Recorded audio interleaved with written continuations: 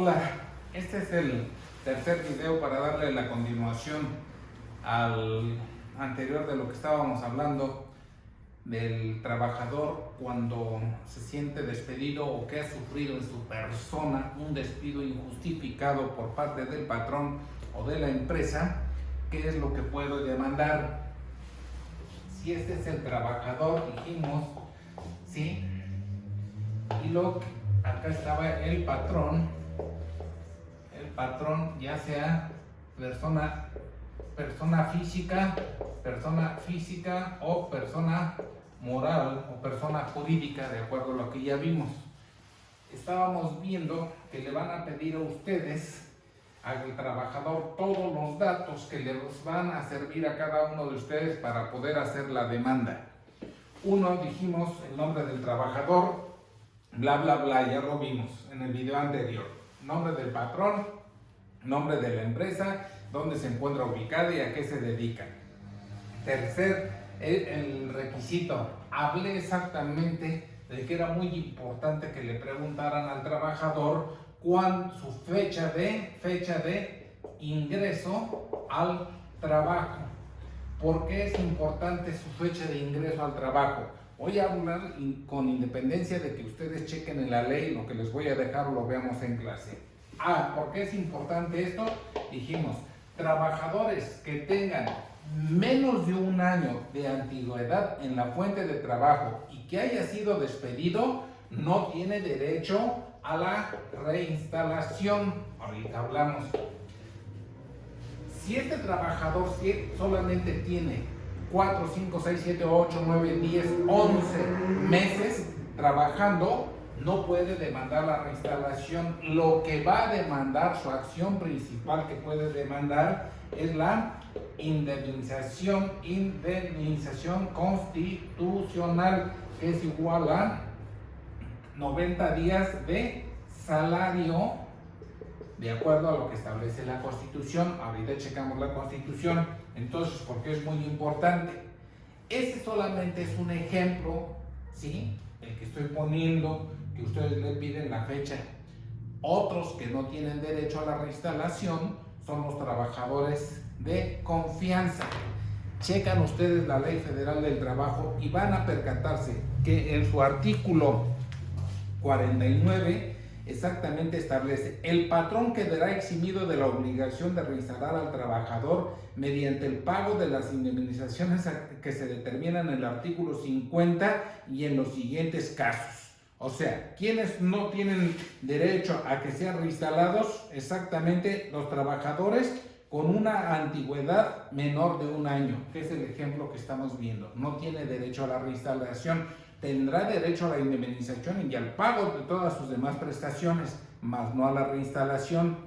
¿Quiénes más no tienen derecho a que se le reinstale? Todos y cada uno de los trabajadores que establecen las 5 fracciones del artículo 49 para que lo lean. Estoy poniendo yo de ejemplo trabajadores con una antigüedad menor a un año, trabajadores de confianza, los trabajadores domésticos, ¿sí? En los casos de trabajadores de confianza, en los casos de trabajadores domésticos y cuando se trate de trabajadores eventuales. Lo checan y cada uno de estos no tiene derecho a la reinstalación.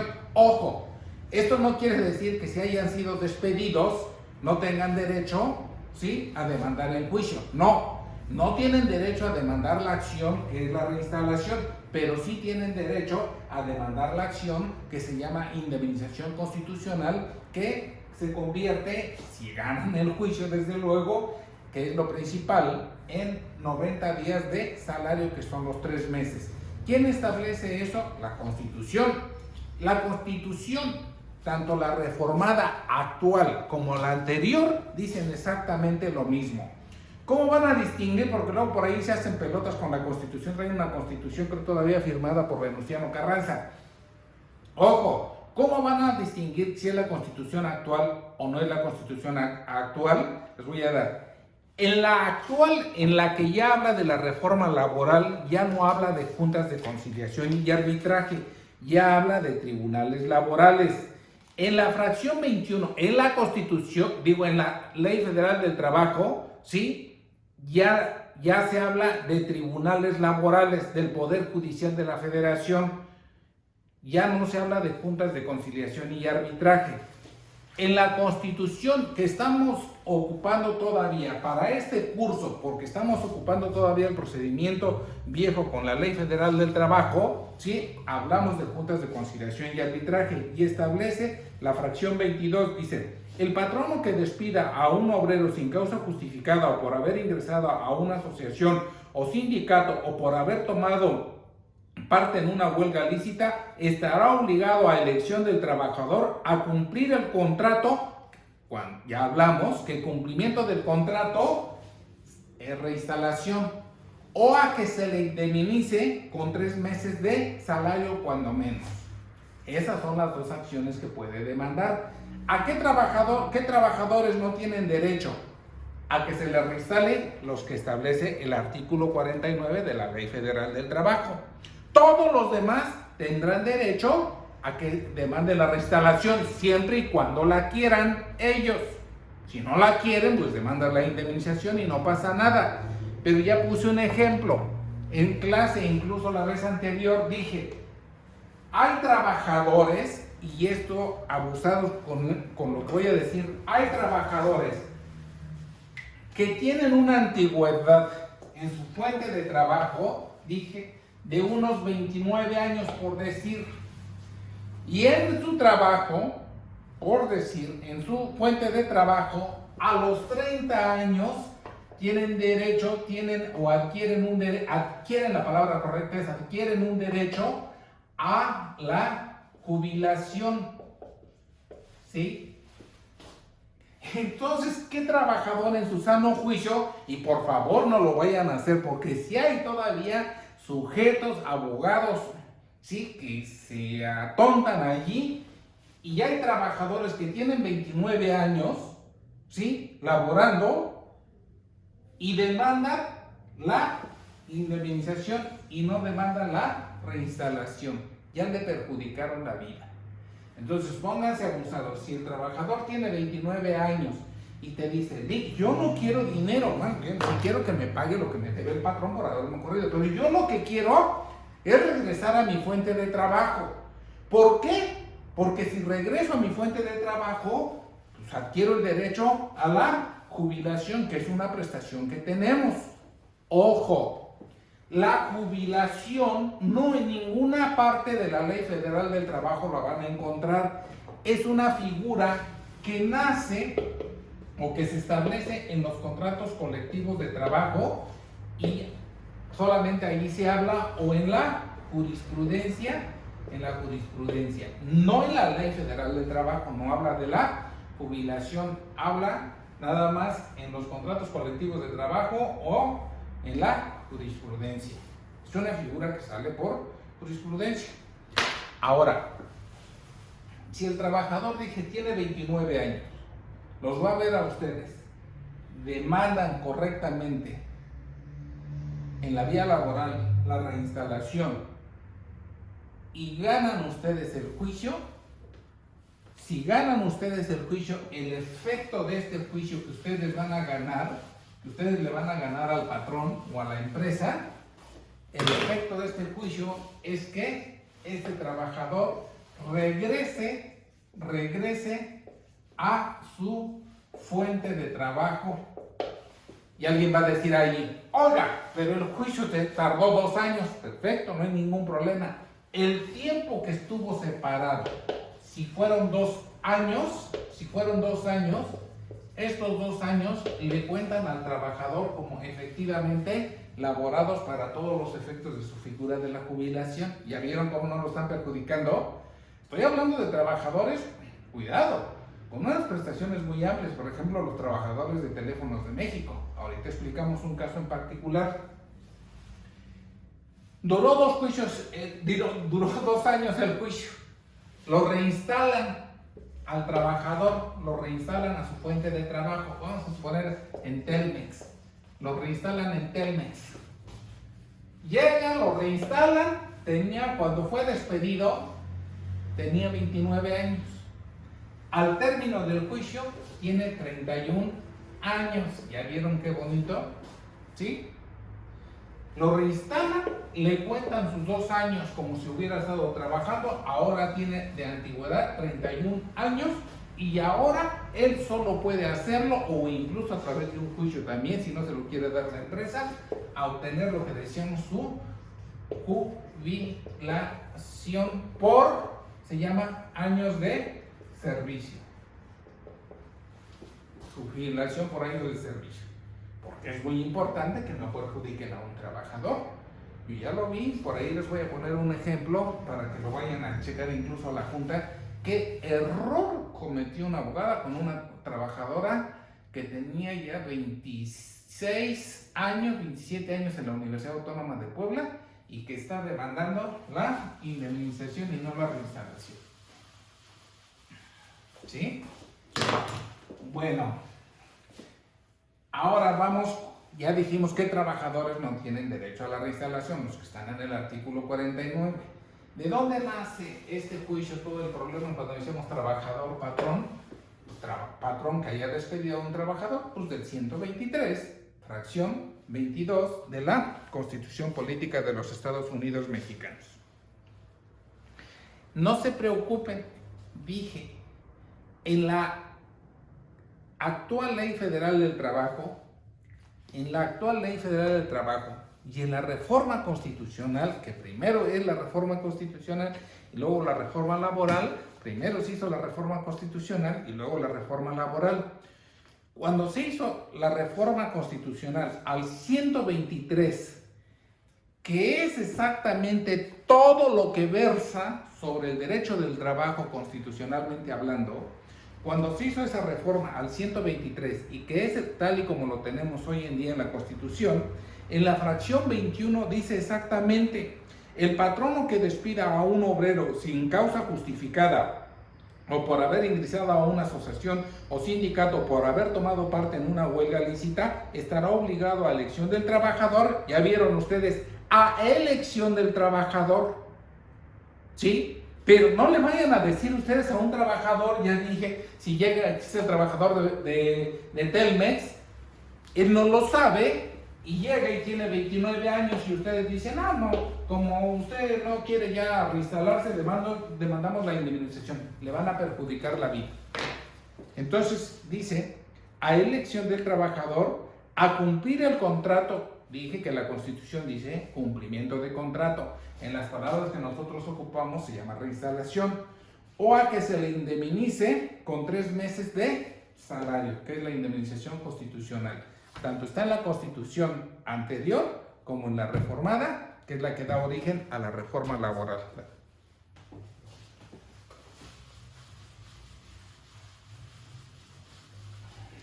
Ahora, seguimos con los datos del trabajador. Ese ejemplo ya lo puse y exactamente tocamos que también era importante que le preguntaran al trabajador cuántos años tenía, porque dijimos que en el artículo 161 de la Ley Federal del Trabajo tiene un derecho el trabajador que se llama garantía de estabilidad en el empleo. ¿Cuál es esa garantía de estabilidad en el empleo? Dije que establece el artículo 21 que trabajadores que tengan más de 20 años, ¿sí? Solo, no dice que no pueden ser despedidos, solo podrán ser despedidos o rescindidos por una causa grave. ¿Cuáles son causas graves? La Ley Federal del Trabajo, volvemos, no tiene cuáles son las causales graves. No las tiene como tal. ¿De dónde sale? Volvemos. Cuando ustedes quieran buscar qué causa grave es la que encuadra en la conducta del trabajador para poderlo rescindir o despedir, busquen ustedes en la jurisprudencia para buscar qué se entiende por causa grave. Nada más les voy a poner un ejemplo para que se lo puedan saborear y así ya lo vimos en clase. Si ese trabajador al que el patrón lo está rescindiendo tiene 22 años y lo está rescindiendo por faltas injustificadas, ustedes ya hablan como abogados y estaríamos hablando más de 3 faltas en el término de 30 días, es decir, ocupa el artículo 47, fracción décima de la Ley Federal del Trabajo. Si el patrón lo rescinde al trabajador por faltas y este trabajador tiene 22 años, felicidades. Si los va a ver a ustedes, ya ganaron el asunto. Y vuelvo, no está en la ley tiene ese derecho en el 161, se van a acoger a ustedes a ese derecho, ¿sí? A ese beneficio de estabilidad en el empleo, que trabajadores que tengan más de 20 años solo pueden ser rescindidos o despedidos por causas graves, que hagan imposible, la ley dice que hagan, el 161, que hagan imposible, usos con esta palabrita, imposible la continuación de la relación laboral, que hagan imposible. Buzos. Las faltas, ya determinó la Corte que las faltas injustificadas sean 3, 4, 5, ¿sí?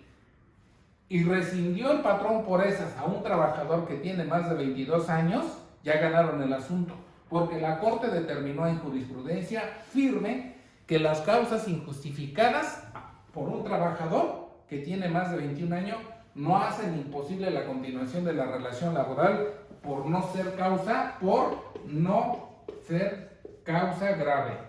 O sea, las faltas no son causa grave. Ya por eso ya les dije, ya ganaron el asunto. Y van a decir, ¿cómo? Es muy fácil. Si un trabajador los va a ver con 22 años, ¿sí? Y lo rescindieron por faltas, y lo van a ver, ustedes demandan con que invoquen el 161 y la jurisprudencia, y obviamente otras pruebas, porque no se van a cruzar de manos. Profe, me dijo que ya con esto ganó el asunto. No, las demás pruebas que vamos a ver, pero tienen ustedes 99.999 de probabilidad de ganar el asunto.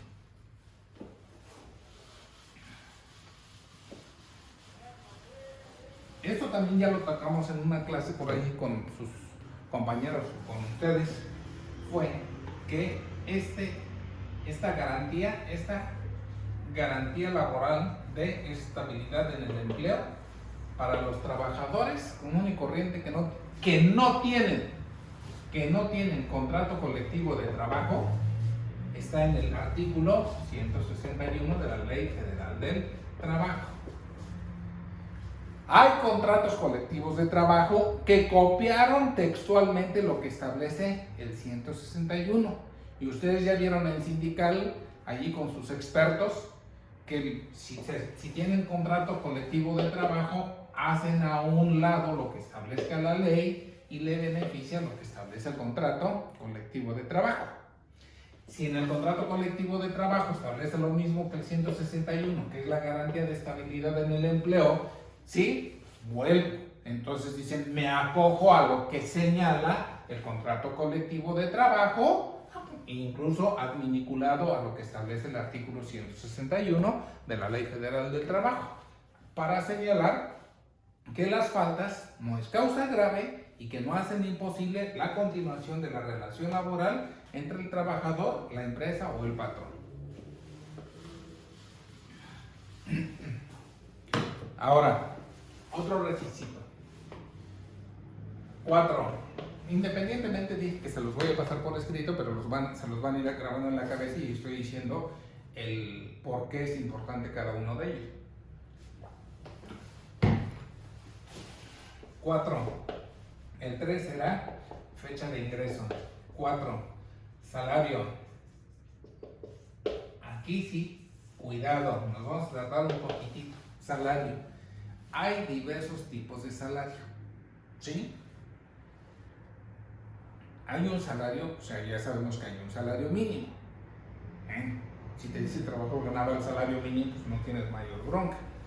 Pero cuidado, nomás lo voy a tocar ya para que lo veamos en clase. Si el trabajador te dice ganaba 200 pesos diarios más comisiones, ¿sí? Si ganaba 200 pesos diarios más comisiones, estas comisiones se suman al salario. Voy a poner un ejemplo nada más y ya después lo vemos en clase. Le preguntas al trabajador, ¿cuánto ganabas? 200 pesos diarios más comisiones. ¿Cómo demuestro las comisiones? Y te dice el trabajador, aquí está. Con mis ventas, yo era repartidor de leche, o de yogur, o de la madre, o de lo que quieras. ¿Sí? Era repartidor y me pagaban comisiones por ventas. Y aquí están todas mis comisiones. Para poder sacar las comisiones del trabajador que tenía, es necesario que ustedes sumen exactamente todas esas comisiones del último año efectivamente laborado por el trabajador. Es decir, de un año atrás a cuando lo despidieron. De un año hacia atrás, meten reversa a que lo despidieron. Y suman todas esas comisiones. Si esas comisiones de las que te habla el trabajador dice que en sus comisiones obtuvo la cantidad de por decir en un año 100,000 pesos, bueno, que es una escalada, estoy diciendo, un trabajador no va a ganar 100,000 pesos, ¿verdad? Pero por decir 30,000 pesos en un año, 30,000 pesos en un año. Si obtuvo 30,000 pesos en un año de comisiones, estos 30,000 pesos, sí, esos 30,000 los dividen entre 365 días del año y en lo que le salga aquí, se lo suman al salario de 200 pesos. ¿Sí? Nada más estoy poniendo ese ejemplo y lo vamos a ver otros ejemplos en clase para que los que vean estos videos no se lo aprendan, porque hay algunos que son unos tontos y no saben cómo integrar. Esto se llama, por eso el artículo 84, ¿sí? Y esto tiene sustento, cuidado, en el artículo 84 de la Ley Federal del Trabajo. Dice que el salario se integra, hablamos de integración del salario, con el salario propiamente dicho, más todo lo que establece el artículo 84, comisiones, premios, esto, todo lo que establece allí. De una vez les voy a poner un ejemplo, otro ejemplo. ¿Cuáles son todas esas prestaciones, comisiones, prestaciones que establece el 84? Ya dije, comisiones. ¿Cuál es otro? El aguinaldo, la prima vacacional, los premios de puntualidad, ¿sí? ¿Qué no integran salario? Se los quitan de la cabeza, nada más que no integran salario. ¿Qué no integra salario? El reparto de utilidades y el tiempo extraordinario. No integran salario.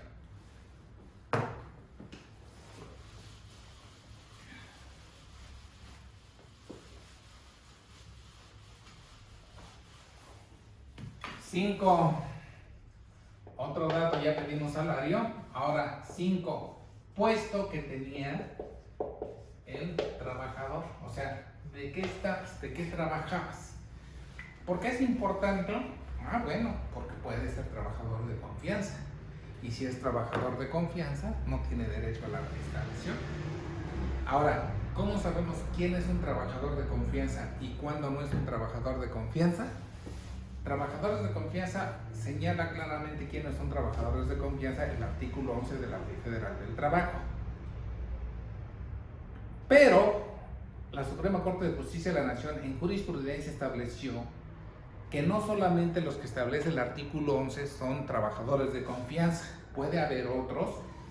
Dice, es trabajador de confianza de acuerdo a las actividades que realice, no la denominación como tal. ¿Por qué voy a poner el ejemplo que no la denominación como tal? Porque hay personas encargadas, buzos, encargadas de las pinches tiendas que venden teléfonos, por decir, que venden teléfonos, que no sé qué cosa vendan. Yo estoy poniendo un ejemplo, teléfonos celulares, por decir, y es una pinche tienda grandota. Y aquí está tu trabajador, y cuando lo contratan le dicen, no, pues tú vas a ser el gerente de la tienda, ¿sí? Tú aquí vas a estar abusado, eres el gerente de la tienda. Ah, sí, llega y aquí está Sangoy y es el gerente de la tienda. Pero también le dan órdenes, pero también, ponte abusado, abres la tienda, cierra la tienda, checas tu tarjeta, cuidado, checas tu tarjeta, checa tu tarjeta de entrada, checa de salida, cierras, ves que te entreguen las cuentas, vas a depositar al banco y ponte a vender también los teléfonos celulares, ¿sí? Y entrega cuentas también para que esto vaya. Ya vieron que sus actividades no son de gerente, sino es más que de un encargado de tienda, por decirlo así, y que también vende. Entonces, aunque él nos vaya a ver y que le diga, es que yo era el gerente de la tienda, no le pongas que era el gerente de la tienda, porque entonces va a encuadrar en el artículo 11 y entonces no tiene derecho a la reinstalación. Le pones que era el encargado de la tienda y se acabó, y le pones qué actividades realizaba. Y las actividades que realizaba no son de las denominadas actividades de un trabajador de confianza. Esto es lo que tienen que distinguir. Ese es el 5 según el número que vaya. Dije, actividad, el salario, el número que vaya, lo que le van a pedir, le ponen horario. ¿Cuál es tu horario de labores? ¿Por qué es importante el horario de labores? Por lo siguiente. Si te dice el trabajador, buzos, entraba a las, bueno, ahorita con la pinche maldita pandemia, entraba a las 9 a.m. y salía a las 18 horas. ¿Sí? Salía a las 18 horas, de lunes a sábado. Si te dice esto, aquí hay un tiempo extra. Si entraba a las 9, ¿sí? Debió de haber salido a las 17 horas. Como salía a las 18 horas, ¿sí? Hay un tiempo extra, una hora extra, ordinaria trabajada. ¿Ya le vieron? Y se tiene que reclamar. ¿Sí? La otra es, le vas a decir aquí al trabajador, ¿a qué hora entrabas? A las 9 y salías a las 6 de la tarde. Como ustedes cuando son pasantes de derecho, ya ven que tienen hora de entrada pero no tienen hora de salida, pero están aprendiendo y se les está pagando con conocimientos. 9 de la mañana, 18 horas. ¿Por qué? Constitucionalmente, sí, constitucionalmente debía entrar a las 9 y salir a las 17 horas. El tiempo que exceda después de la jornada ordinaria constitucional, que son 8 horas, se debe de pagar en forma extraordinaria. Todavía hay más. Si te dice el trabajador aquí, entraba a las 9 y salía a las 6 de la tarde, y le preguntas, ¿a qué hora salías a comer? No, pues no salía a comer, como era el encargado de la tienda y todo, pues comía allí, pero dentro de la tienda, comía allí cualquier cosa, ¿sí? Cualquier cosa, pero toda la vida dentro de la tienda, porque la tienda no cierra para comer. Ninguno de los trabajadores, todos comemos allí. Ellos no salías a comer, no. Entonces, aquí hay ¿sí? Si le daban 30 horas 30 minutos para ingerir alimentos, pero lo hacía dentro de la empresa, este tiempo cuenta como extraordinario. Si le daban 1 hora para comer, pues entonces 1 hora extraordinaria. Es decir, se lo aprendieron. Cuando el trabajador ingiere sus alimentos dentro de la empresa, ese tiempo cuenta como efectivamente elaborado, como si fuera tiempo extra. ¿Quedó claro? O sea, que el trabajador de a huevo tiene que salir a ingerir sus alimentos a otro lado. Vamos con el horario, ¿no? ¿A qué hora entraba? Ya tenemos el salario. 7, van a pedir quién te daba órdenes. ¿Quién te daba órdenes? O sea, ¿quién era tu jefe inmediato? Pregúntele toda la vida. Hay trabajadores que vuelan, no, pues es que estaba el Juan, sí, estaba el Pedro y estaba el Kevin, ¿no? También, y los 3. Por eso, ¿quién de los tres era tu jefe superior? No, los tres. Bueno, pues los tres, ¿sí? Que se sepan bien exactamente el nombre del Kevin, del Juan, del Pedro, nombre y apellidos. Pero si de veras eran los tres, pero si es uno nada más, oiga, ¿quién era el que te daba órdenes? No, pues el Kevin, que era el que siempre llegaba. Sí, Kevin Pérez Sánchez. Perfecto. Es que el trabajador tuvo como último jefe y que era el que le daba las órdenes, ¿sí? Al Kevin Pérez Sánchez. Es importante quién le daba órdenes. Ahorita lo vamos a ver. Esto lo están correlacionando con la demanda que ya tienen, que ya les mandé. ¿Quién te daba órdenes? Viene lo bueno, ¿sí? Todavía falta otro. O el número que vaya. ¿Qué actividad realizabas? O sea, ¿qué hacías? La actividad, ¿sí? Que realizaba. O sea, ¿qué hacía su trabajador? O si era chofer urbano, pues subía, bajaba y se enrolaba en ruta. Si era mecánico, hacía esto. Si era demostrador en una tienda Walmart, y pues yo era demostradora de Danonino, y entonces iba y sacaba el producto, me lo entregaban en la tienda y ahí estaba diario exhibiendo el producto. Tienen que poner Chihuahua, lo que realizaba y se acabó. Tiene otro súper importante. ¿Cuándo te despidieron? ¿Quién te despidió? ¿Dónde te despidieron? Esto englobado se llama circunstancias de modo, tiempo y lugar del despido. ¿Quedó claro? ¿Cuándo te despidieron? ¿Quién te despidió? ¿Dónde te despidieron? Con esto es lo principal con el que pueden ganar o perder el juicio. ¿Cuándo te despidieron? Pues vamos a verlo. ¿Cuándo te despidieron? Aquí, abusados, ¿cuándo te despidieron? ¿Por qué?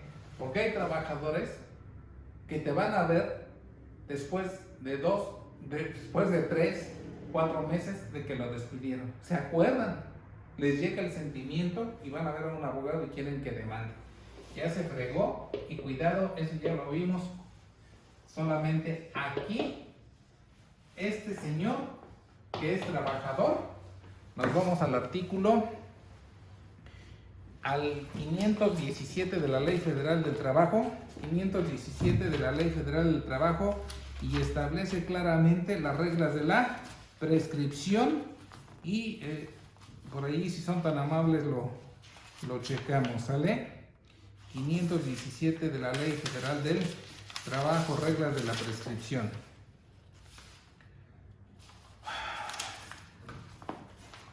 ...517, ¿sí? Prescriben en un mes y vienen todas las reglas. El que encuadra para su trabajador es la fracción segunda. Las acciones de los trabajadores para separarse de su trabajo. En los casos de la fracción primera, la prescripción corre bla bla bla. No es cierto, ¿sí? El 518 prescriben en 2 meses. Esta es la que le aplica. 518. Prescriben en 2 meses las acciones de los trabajadores que se han separado del trabajo. Cuidado, tiene exactamente, prescriben en 2 meses. Los meses se computan, dice la Ley Federal del Trabajo, por el número de días que les corresponda. Buzos, a partir de que es despedido, tiene 2 meses para demandar. ¿Alguna pregunta?